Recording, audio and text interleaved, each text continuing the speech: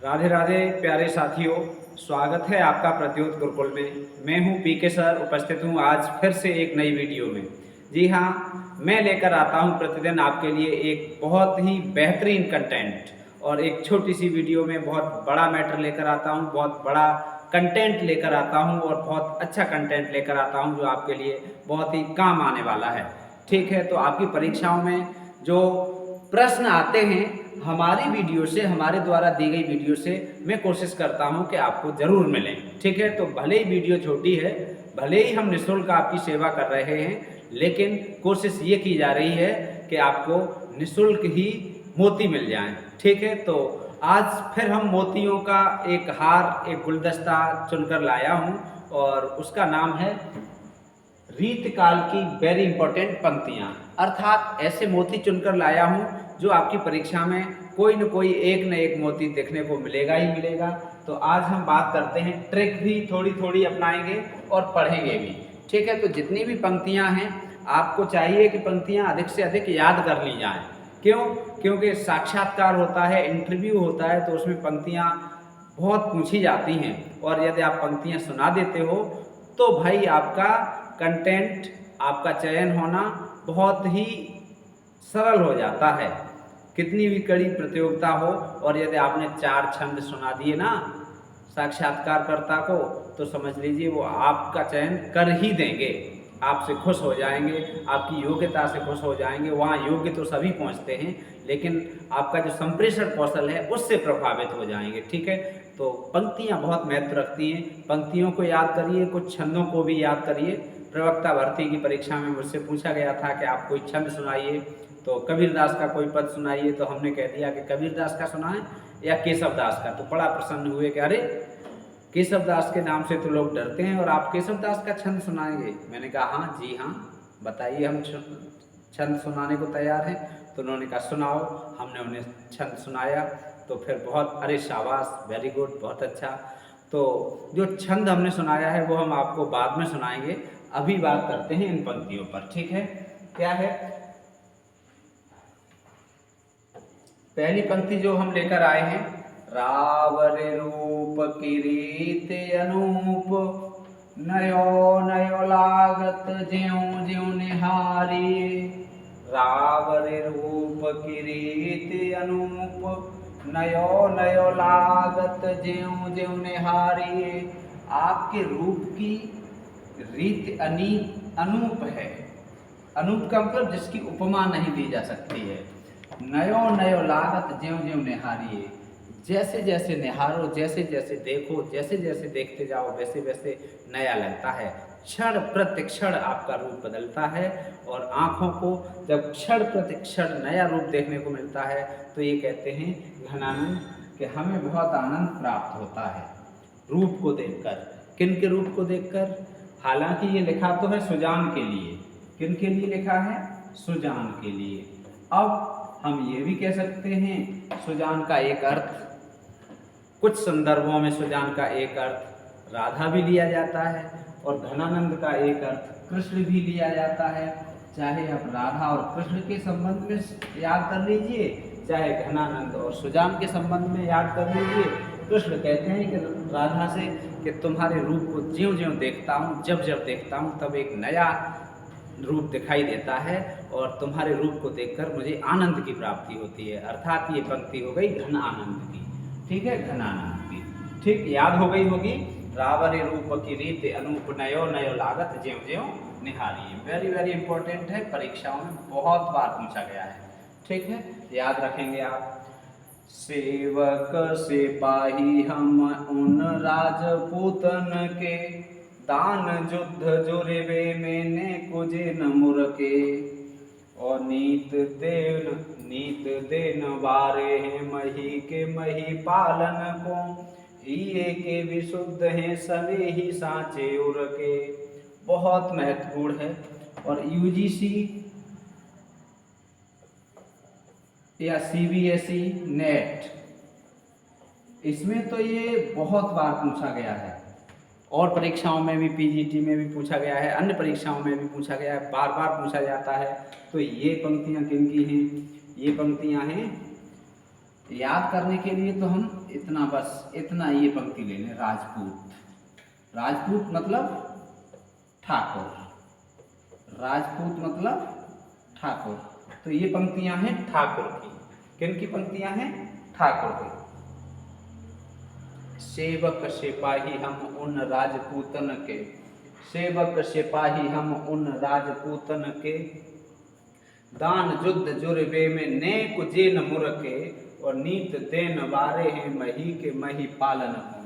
नीत देन वारे हैं मही के मही पालन को, नीत देन वारे हैं मही के मही पालन को, हिये के विशुद्ध हैं समय ही सांचे उर के। ऐसा कहा जाता है कि जो ठाकुर थे वो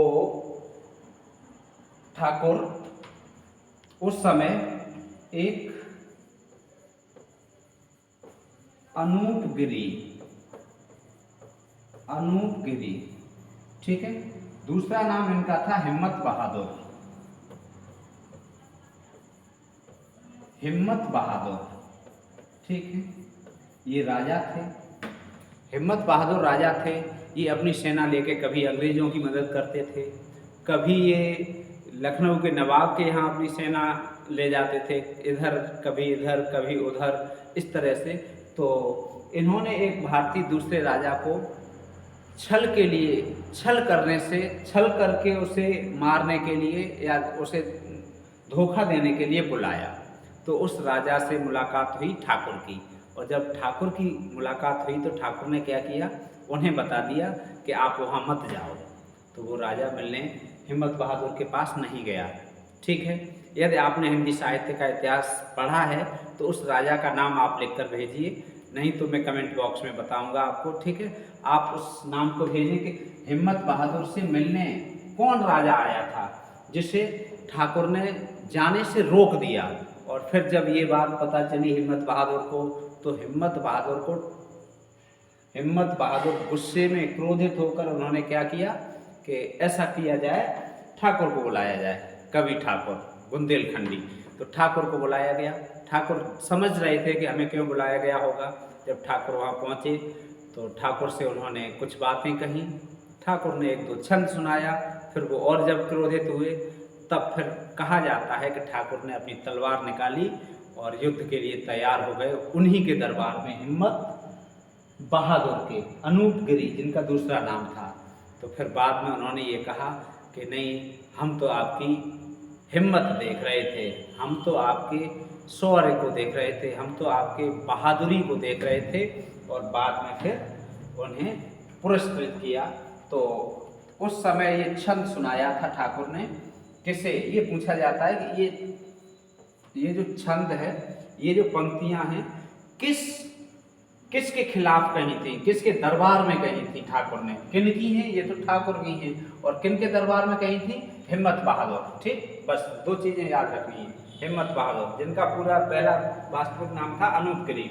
सेवक सिपाही हम उन राजपूतन के, हम सेवक और सिपाही उन राजपूतों के हैं, दान करने में, युद्ध करने में और इकट्ठे होने में जो बिल्कुल भी नहीं मुरकते हैं, पीछे नहीं हटते हैं, ठीक है। पूरा रीतिकाल ब्रज भाषा में है, ठीक है।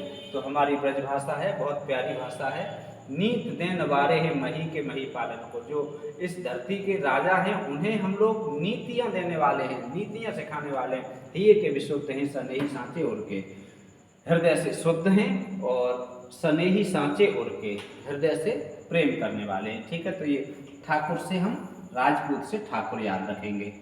आइए देखते हैं। कनक छड़ी सी कामिनी काहे को कट छीन, और कट काहे को कट छीन इसी से मिलती जुलती है। कट को कंचन काट विधि कुचन मध्य धर दीन, ठीक है। ये पंक्ति अलग अलग पूछी जाती हैं। ये पंक्ति है आलम की और ये पंक्ति है शेख की, और दोनों नाम एक साथ लिए जाते, शेख आलम, ठीक है। ये आलम कौन थे? ब्राह्मण थे, और शेख थी मुस्लिम। तो इन्होंने मुस्लिम से विवाह करने के लिए अपने आप को क्या बना लिया था? अपने आप को मुस्लिम बना लिया था। कहा जाता है कि एक बार इन्होंने पगड़ी धुलने के लिए भेजी थी शेख के पास। ये धुलने का कार्य करती थी, रंगरेजन थी, रंगरेजन, रंगने का काम और धुलने का काम। तो शेख रंगरेजन जो थी इसके पास पगड़ी भेजी। किसने? आलम ने। पगड़ी में एक कागज लिख के भेजा, और कागज जब उसने पगड़ी खोली तो कागज अंदर रखा था। उस कागज में ये लिखा था, कनक छड़ी सी कामिनी काहे को कट छीन। कनक छड़ी सी कामिनी, सोने की छड़ी के जैसी कामिनी अर्थात स्त्री, सोने की छड़ी के समान स्त्री काहे को कट छीन। सोने की छड़ी के समान स्त्री है, लेकिन उसकी कट कमर पतली क्यों है। जब ये कागज निकाला शेख ने, तो शेख ने देखा कि उसमें कागज है। कागज को पढ़ा, उस पंक्ति को पढ़ा, और उस पंक्ति का जवाब लिखकर दूसरे कागज में, और उसे धुलने के बाद और वहीं जैसे बंधा था वैसे ही बांध के भिजवा दिया। जब बांध के भिजवाया तो आलम ने पढ़ा, उसने उत्तर में लिखा था, कटिको कंचन काट विधि कुचन मध्य धरती। कटिको कमर का, कंचन सोना, जो कामिनी रूपी छड़ी है उसकी कमर के सोने को काटकर विधि विधाता ने कुचन मध्य धरती, स्तनों के मध्य में रख दिया। तो इस तरह से शेख ने जब ये पंक्ति लिखकर भेजी, तो इस पंक्ति को पढ़कर आलम क्या हुए? आलम बहुत ही प्रभावित हुए, और आलम और शेख का जो प्रेम था, फिर एक दूसरे से आलम शेख से बहुत प्रेम करने लगे। बाद में इन्होंने विवाह भी कर दिया। ठीक है, तो ये इनके प्रेम की कथा है, प्रेम की कहानी है। ठीक है, दोनों ने, एक पंक्ति इनकी है, एक पंक्ति इनकी है, और जो शेख है ये भी अच्छी कवयित्री थी। ठीक है, तो आपको ये याद हो गई होगी। ठीक है, आलम की पंक्तियां आगे है। फागु की भीर भीरन में गहे गोविंद ले गयो भीतर गोरी, नैन नचाए कही मुस्काए लला, फिर अयो खेल न होरी। पद्माकर। ठीक है, ये पंक्तियां किनकी हैं? पद्माकर की। कई बार सिर्फ ये पंक्ति पूछी जाती है, कई बार ये पूछी जाती है। वैसे ये पूरा छंद है, बीच में से दो पंक्तियां गायब हैं अभी यहाँ फिलहाल, तो ये दोनों ही पूछी जाती हैं ज़्यादा। फागु की भीर अभीरन में गहे गोविंद ले गई भीतर गोरी, और नैन नचाए कही मुस्काए लला फिर अयो खेलन होरी। लला का अर्थ है यहाँ श्री कृष्ण। लला का अर्थ क्या है यहाँ? श्री कृष्ण। और श्री कृष्ण के पैर में क्या था? पद्म। श्री कृष्ण के पैर में क्या था? पद्म। तो हम यहाँ पर इस लला को पद्म से जोड़ लेंगे। लला के पैर में पद्म है, श्री कृष्ण के पैर में पद्म है, श्री कृष्ण के साथ गोपिकाएं होली खेल रही हैं, तो यहाँ से हम गोविंद ये शब्द भी ले सकते हैं, गोविंद के पैर में पद्म है। ठीक है, तो पद्माकर याद हो गई होगी। अमी हलाहर मद भरे श्वेत श्याम रत्नार, और जियत मरत झुक झुक परत जेह चितवत एक बार। इस दोहे में लोग कंफ्यूज होते हैं कि ये दोहा बिहारी लाल का है, लेकिन ध्यान रखें ये बिहारी लाल का नहीं है, ये है रसलीन का। ठीक है, बिहारी का दोहा समझा जाता है ये, लेकिन ये बिहारी लाल का दोहा नहीं है, ये है रसलीन का। याद कैसे करेंगे? अमीय अमृत, हलाहल विष, अमृत और विष। ठीक है, और रसलीन रस से रस में लीन। ठीक है, आप यहीं से सीधे सीधे अमृत से ही सीधे सीधे अर्थ लगा सकते हो कि अमृत को रस भी कहते हैं। ठीक है, अमृत को क्या कहते हैं? रस। रस को आनंद भी कहते हैं, अमृत को भी रस कहते हैं। तो अमी हलाहल मद भरे श्वेत श्याम रत्नार, जियत मरत झुक झुक परत जेह चितवत एक बार। ये पंक्ति बहुत आती है परीक्षाओं में, हजारों बार आई होगी। जितनी परीक्षाएं होती हैं हर परीक्षा में आती है। ठीक है, वेरी इंपॉर्टेंट है। कुंदन को रंग फीको, अगला देखो, कुंदन को रंग फीको लगे झलके अति आंगन चार गोराई। ठीक है, कुंदन को रंग फीको लगे, ठीक, काय कारण? कुंदन का। किसने कहा है ये? मतिराम। कुंदन का सोने का रंग फीका लगता है, झलके अति आंगन चार गोराई, मतलब इतनी सुंदर है नायिका के जो सोना है वो भी फीका लग रहा है उसके सामने। अब देखो ये है मतिराम की, किनकी है? मतिराम। ठीक है, तो मतिराम को हम कुंदन से जोड़ लेंगे। कुंदन को रंग फीको लगे झलके अति आंगन चार गोराई। ठीक है, राम मतिराम, मतिराम, राम कैसे थे? कैसे थे? सुंदर। कैसे थे? चारु, सुंदर।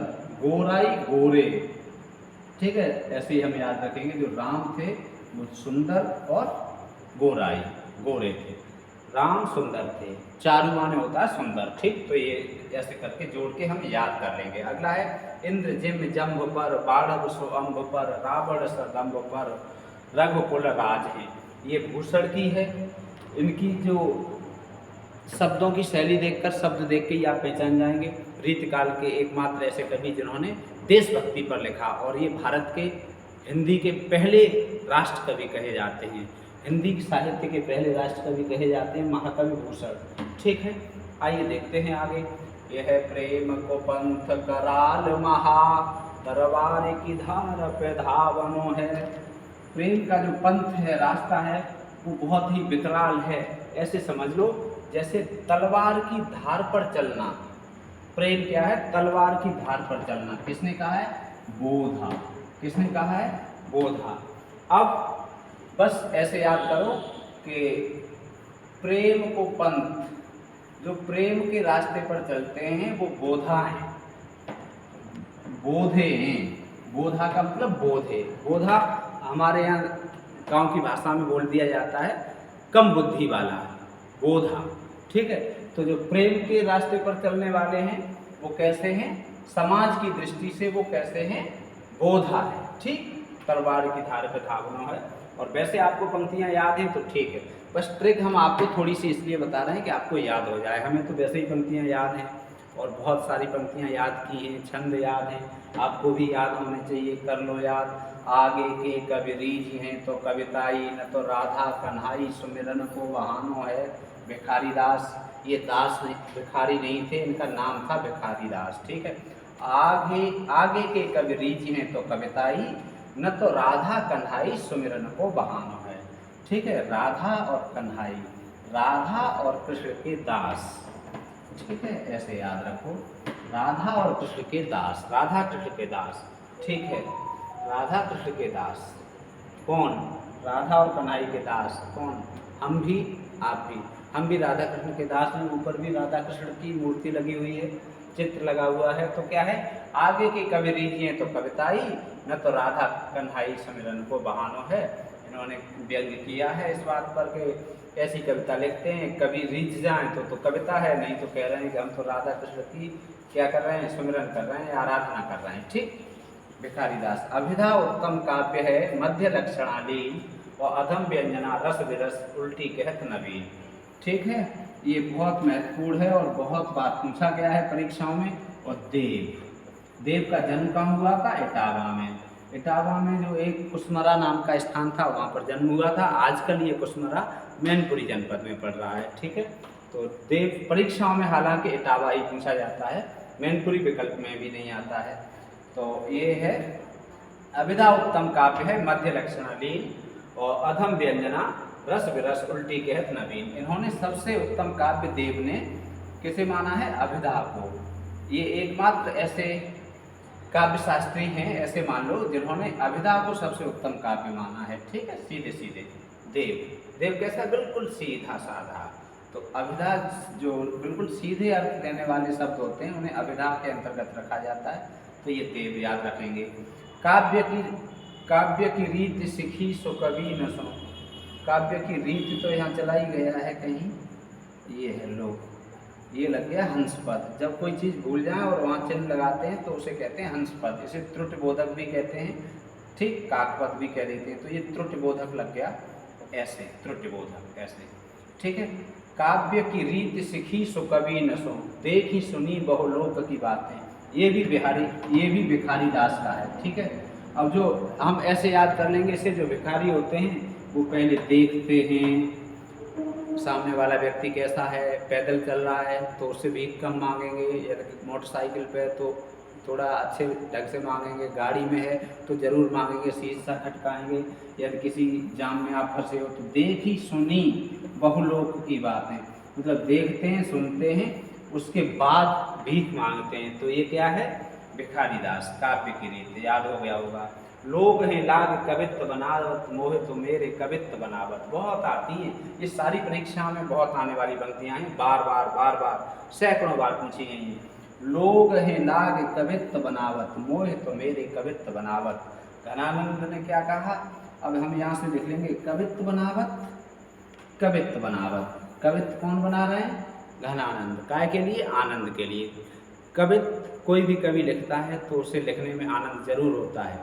जैसे माँ को बच्चा पैदा होता है तो प्रसव पीड़ा होती है, लेकिन उस दर्द से भी बड़ा क्या होता है, बच्चे को जन्म देना, खुशी होती है, आनंद होता है। वैसे ही कवि के हृदय में क्या होता है कि जब कविता को एक जन्म देता है तो ये कहा गया है कि प्रसव पीड़ा से भी अधिक पीड़ा होती है। जब तक कविता पूरी न हो जाए तब तक नींद नहीं आती कवि को। तो कवित्त बनावत, कवित्त बनावत।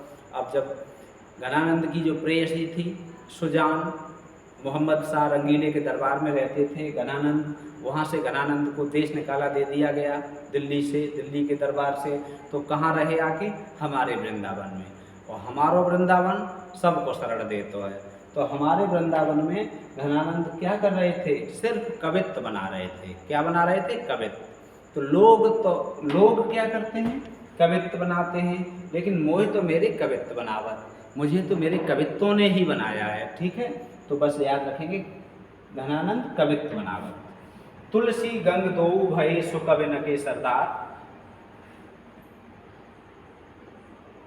तुलसी गंग दुबो भय सुकविन के सरदार। ये भी बहुत आता है और भिखारी दास ने ही ये कहा है कि तुलसीदास और गंग कवि दोनों ऐसे कवि हैं जो सुकवियों के, अच्छे कवियों के सरदार हैं।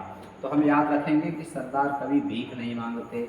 अधिकांशतः आपने देखा होगा कि सरदार भीख नहीं मांगते। ठीक है, तो सरदार से हम क्या याद रखेंगे, भीख। ठीक है, अगला देखते हैं। भाषा बोल न जानही जिनके कुल के दास, ता भाषा कविता करी, ता भाषा कविता करी, जड़मत के सबदास। ठीक है, अपने आप को ये कहते हैं कि मेरे कुल के दास संस्कृत बोलते हैं, मेरे कुल के दास भाषा बोल न जानही जिनके कुल के दास। केशव दास ने कहा है कि मेरे कुल के दास हैं, जो नौकर हैं, वो भी भाषा नहीं बोलते। भाषा का आशय यहाँ हिंदी से है। ठीक है, संस्कृत बोलते हैं, भाषा हिंदी नहीं बोलते। तो केशव दास की पंक्ति है, केशव केसन अस करी, पैरे हो जश्न कराहे, और चंद्र बदन मृगलोचनी, बाबा कहे कहे जाए। ठीक है, तो केशव ये बहुत आती है पंक्ति परीक्षाओं में, वेरी वेरी इंपॉर्टेंट पंक्तियाँ यहाँ चयनित करके रखी गई। चंद्र बदन मृगलोचनी, बाबा कहे कहे जाए। चंद्रमा जैसे मुख वाली और मृग जैसे नेत्रों वाली मुझसे बाबा कह कर जाती हैं। ये बड़ा कष्ट था केशव दास को। ठीक है, किसे, केशव दास को। ठीक, ये याद हो गया होगा। भले बुरे सब एक सम, जौलों बोलत ना है, और जान परत है काक पिक ऋतु बसंत के माँ है। वृंद की कविता है ये, वृंद का दोहा है। भले बुरे सब एक सम, भले और बुरे सब एक समान होते हैं जब तक बोलते नहीं हैं। विद्वता सिर्फ वाणी से प्रकट होती है। यदि एक सभा में विद्वान और मूर्ख साथ साथ बैठा दिए जाएं अच्छे वस्त्र पहनाकर, तो कोई भी नहीं बता पाएगा कि कौन सा विद्वान है और कौन सा मूर्ख है। जब वाणी का उपयोग किया जाएगा तो पता लग जाएगा कि विद्वान कौन है और मूर्ख कौन है। तो वाणी का सदुपयोग करें, और वाणी ही हमें विद्वता और मूर्खता हमारे लक्षणों को प्रकट करती है। ठीक है, तो भले बुरे सब एक सम, जौलों बोलत ना, जब तक नहीं बोलते तब तक सब एक समान हैं। जान परत है काक पिक ऋतु बसंत के माए। बसंत ऋतु में पता चलता है कि कौवा कौवा होता है और कोयल कोयल होती है। और वृंद ने लिखा है, वृंद का अर्थ होता है समूह। वृंद का अर्थ क्या होता है, समूह। ठीक है, जैसे हम वृंद, गुरु वृंद, गुरुओं का समूह। ठीक है, शिक्षक वृंद, शिक्षकों का समूह। अब वृंद शब्द का अर्थ होता है समूह, तो हम याद कैसे करेंगे, कौवा समूह में रहते हैं, काक काय में रहते हैं, कौवा समूह में। जब कहीं देखो कोई वो दावत हुई उसके बाद भी बहुत सारे कौवा दिखाई देते हैं। ठीक है, इकट्ठे। ऐसे ही कोयल, तो ये पक्षी काय में रहते हैं, समूह में। याद हो गया होगा। 3 बेर खाती थी वे 3 बेर खाती हैं। ठीक है, इसमें अलंकार कौन सा है ये आप कमेंट बॉक्स में बताइए। और ये भूषण की कविता है। ठीक है, अलंकार कौन सा है ये आप कमेंट बॉक्स में बताइए। भूषण की कविता है। ये महत्वपूर्ण चयनित चुन चुनकर 17 मोती हमने दिए, और इन 17 मोतियों में से हमें आशा और विश्वास है कि आपको जरूर परीक्षा में देखने को मिलेगा। ये नहीं कि केवल रीतिकाल में यही 17 पंक्तियाँ हैं या और नहीं हैं। पंक्तियाँ तो हज़ारों हैं, लाखों हैं, अनगिनत हैं, लेकिन इन 17 पंक्तियों को हम चयनित करके लाए हैं जो टॉप मोस्ट हैं। परीक्षाओं में आने की संभावना बहुत रहती है, तो ये परीक्षा के लिए आपके लिए कैसी उपयोगी हैं, कितनी उपयोगी हैं, आपको यदि ये पार्ट अच्छा लगता है तो रीतिकाल की अन्य पंक्तियों पर दूसरा पार्ट लेकर हम आएंगे। आप कमेंट करके ज़रूर बता दिया करो। वीडियो यदि आपको अच्छी लगती है तो एक बटन दबा दिया करो लाइक का, और यदि कुछ कहना हो तो बता दिया करो लिख के कि ये वीडियो मुझे अच्छी लगी, कहाँ से आप हमें देख रहे हैं ये भी आप लिख के बता दिया करो। ठीक है, अपने दोस्तों के साथ शेयर करते रहो जिससे कि हमारा परिवार बढ़े और हम आपको ऐसे ही निःशुल्क बहुत अच्छा कंटेंट फ्री में उपलब्ध कराते रहें। आप अपने लक्ष्य तक पहुँचो और हमें खुशी दो। कम से कम हम आपके लक्ष्य तक पहुँचने में जो मदद कर रहे हैं, और यदि आप लक्ष्य तक पहुँचने में हमारी मदद से इतना भी आपको लाभ हो रहा है, आपको फ़ायदा हो रहा है, तो हम अपने आप को धन्य समझेंगे। आपकी सफलता हम हृदय से चाहते हैं और हम भगवान से भी प्रार्थना करते हैं कि आप सबको सफलता मिले। ठीक है, तो आप पढ़ते रहिए, स्वस्थ रहिए, मस्त रहिए, व्यस्त रहिए और राधे राधे कहते रहिए। मिलते हैं अगली